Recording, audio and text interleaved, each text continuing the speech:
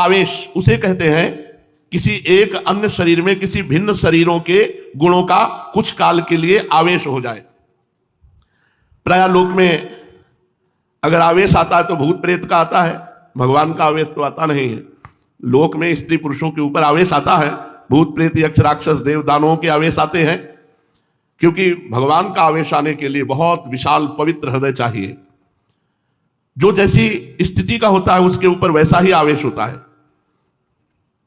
देवताओं का आवेश सात्विक प्रकृति के लोगों के ऊपर आवेगा, यक्ष राक्षसों का आवेश राजसिक प्रकृति के शरीरों में प्रकट होगा, और जो घोर तामसिक प्रकृति के पुरुष है उनके शरीरों में भूत पिशाचों का आवेश आता है। सभी के शरीरों में आवेश हो ये बात नहीं, कभी किसी बिरले ही शरीर में आवेश हुआ देखा जाता है। वो क्यों होता है, किस प्रकार होता है, इसका कोई निश्चित नियम नहीं। जिस देव दानव अथवा भूत पिशाच ने जिस शरीर को अपने उपयुक्त समझ लिया उसी में प्रवेश करके अपने भावों को व्यक्त करता है, नाम जापक के ऊपर नहीं आएगा।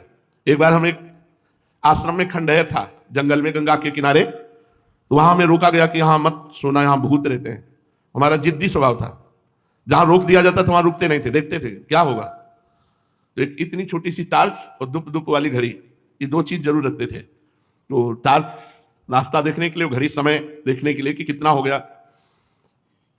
आराम से जाकर के वहां आसन लगाया और लेट गए खंडहर में। कोई भय नहीं रहता था क्योंकि खूब गंगा जी की कृपा थी। गंगा जी की कृपा से भय नाम की चीज नहीं रह गई थी, क्योंकि कदम कदम पे स्मशान लाशें सब तो सब दिमाग में रम गया था, और गंगा किनारे रहते थे इसलिए कोई भय नहीं रह गया था। उन लोगों ने रोका और वो आश्रम में रुके हुए थे, वहां कोई नहीं टिकता था। वहां जाके आसन लगाया, वहां भूत था।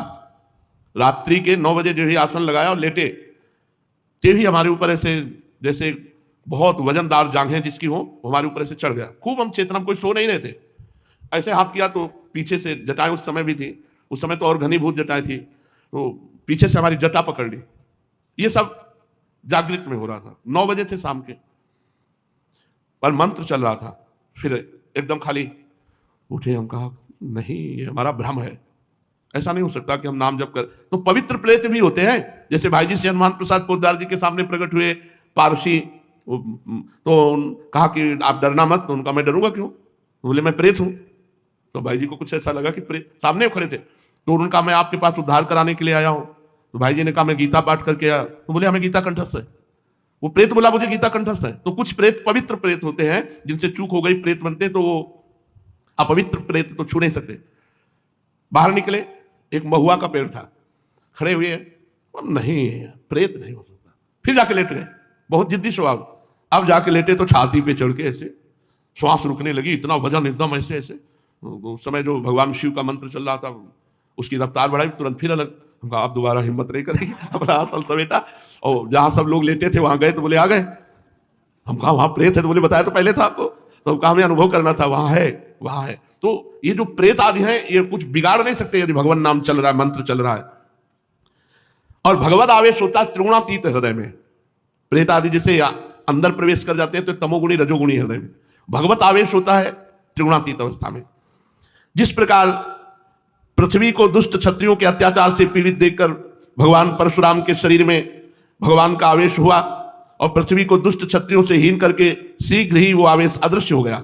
फिर परशुराम जी शुद्ध ऋषि बनकर आज तक भी महेंद्र पर्वत पर बैठकर तपस्या कर रहे हैं।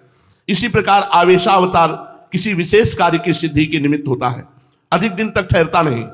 द्रौपदी के चीर खींचने पर भगवान का चीरावतार भी हुआ था, पर वो थोड़ी देर के लिए द्रौपदी की लाज रखकर वो अदृश्य हो गया।